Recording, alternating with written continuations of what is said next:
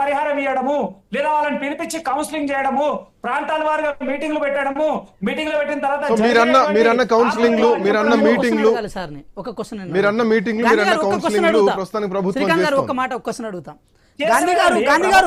ఒక మాట గాంధీ గారు ఒక మాట నా మాట వినండి ఒక మాట మీకు క్వశ్చన్ అడుగుతాను శబర్మతి నది ప్రక్షాళన జరిగింది గుజరాత్ లా గంగా నది ప్రక్షాళన జరిగింది ఉత్తరప్రదేశ్ లా ఈ ప్రక్షాళన జరిగేటప్పుడు బీజేపీ ప్రభుత్వం ఎన్డీఏ ప్రభుత్వం అక్కడ రాష్ట్ర ప్రభుత్వం ఇక్కడ ఏదైతే మెజర్మెంట్ తీసుకున్నారో అదే మెజర్మెంట్స్ని మూసీ ప్రక్షాళన కోసం తీసుకుంటున్నాము ఇన్ కేస్ మూసీ ప్రక్షాళన కోసం మేము తీసుకున్న మెజర్మెంట్ తప్పైతే అక్కడ కేంద్ర ప్రభుత్వం తీసుకున్న మెజర్మెంట్స్ కూడా తప్పే మీరు ఈ విషయంలో ఒప్పుకుంటారా ఒప్పుకోరా చెప్పండి మీరు ప్రతిసారి గుజరాత్ లో లేదా ముంబైలో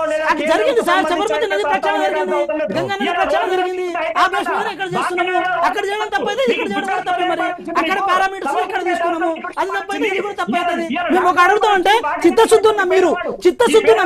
గంగా నది ప్రక్షాళన కోసం 10,000 కోట్లు ఇచ్చినప్పుడు పూర్తి ప్రక్షాళన కోసం ఎందుకు పైసలు లేరు మీ కిషన్ రెడ్డి గారి ప్రాంతం నుంచి మూసిపోతుంటే మీకు సికింద్రాబాద్ ప్రాంతం అక్కడి నుంచి అమర్పేట ప్రాంతం నుంచి మూసిపోతే ఎందుకు పైసలు లేరు మీరు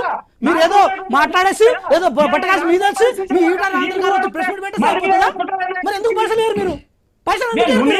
గంగా నది ప్రక్షాళన కోసం 10,000 కోట్లు ఇచ్చిన మీరు మూసి ప్రక్షాళన కోసం ఒక్క రూపాయి ఎందుకు ఇచ్చారు మీరు మీ కేంద్ర ప్రభుత్వ ప్రక్షాళన ఎందుకు పెట్టలేదు మీరు మీకు చిత్తశుద్ధి ఉంది కదా హైదరాబాద్ మీద మీకు ప్రేమ ఉంది కదా మీరు ఎందుకు ఇవ్వలేదు పైసలు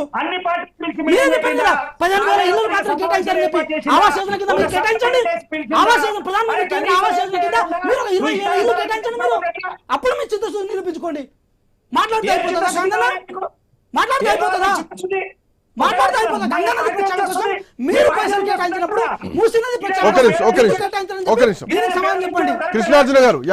కృష్ణాంజనేయులు గారు 1 సెకండ్.